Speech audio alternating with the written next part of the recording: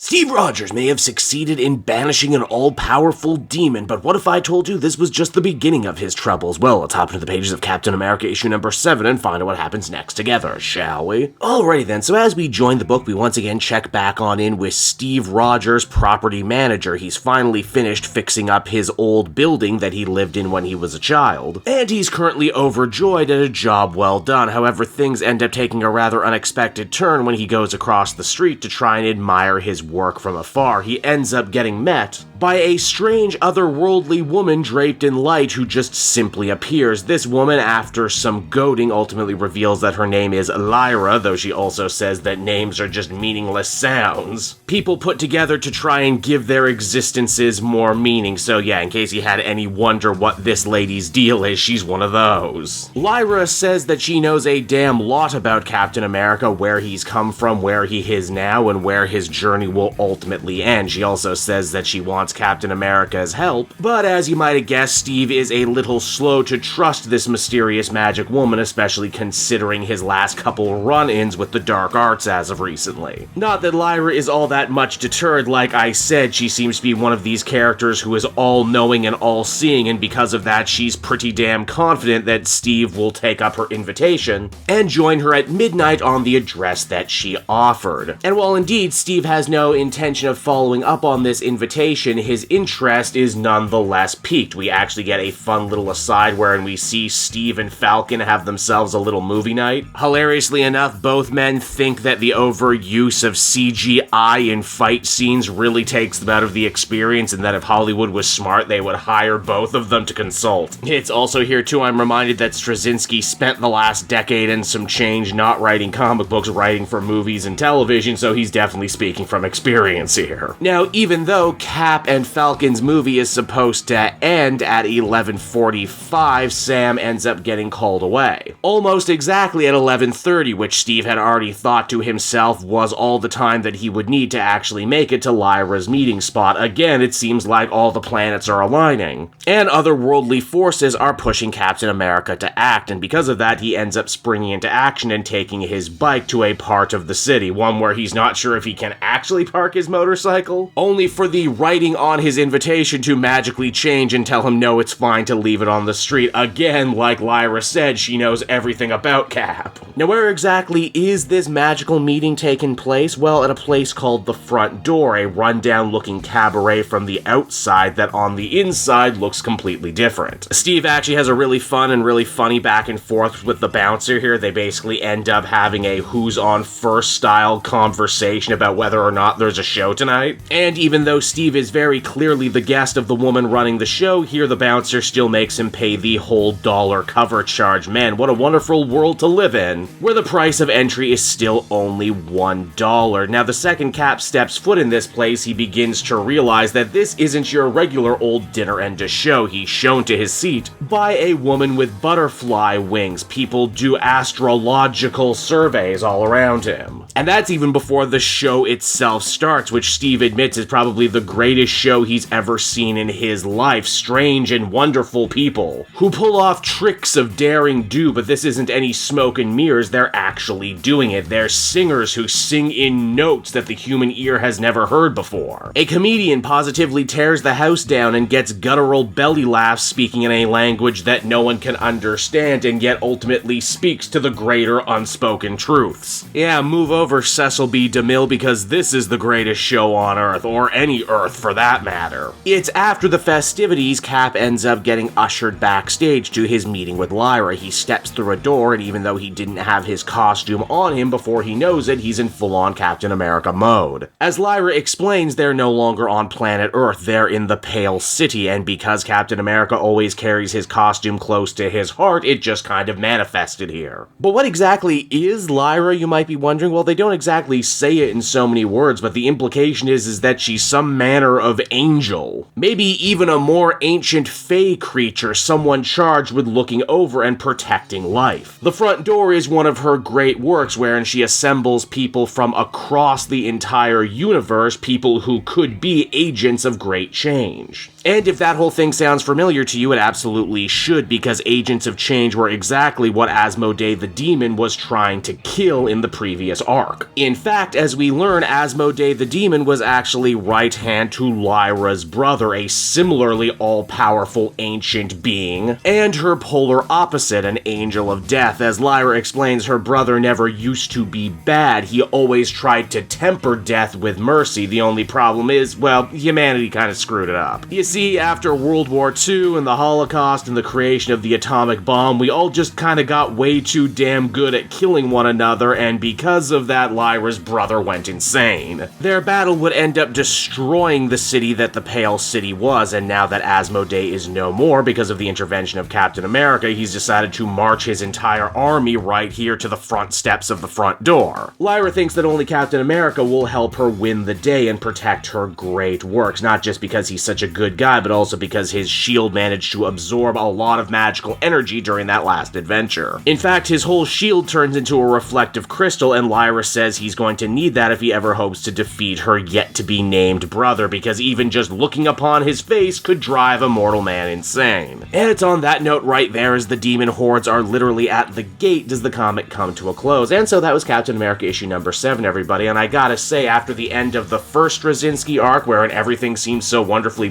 bookended, I really wondered what was next for this series, but hey, leave it to Straczynski to actually organically build off everything that came before and just kinda keep going, upping the stakes as he goes. I kinda like this. Captain America is such a good dude with such a pure heart. Literal angels call upon him to help deal with apocalyptic things happening in magical realms. I also like that they don't really bother to explain the cosmology of Lyra and her brother. They just are these ancient, powerful beings. Maybe they're angels, maybe they're Lovecraftian Cthulhus, who knows? The entire front door setup, too, has this wonderful dream-like quality to it. Again, it's unlike anything I've seen in a Captain America story before, and I really appreciate Straczynski for going there. Overall, I'd give this one another very positive 8 out of 10. It looks like this book under Straczynski actually still has a lot of gas left in the tank, and I'm interested to see where it's going to go from here.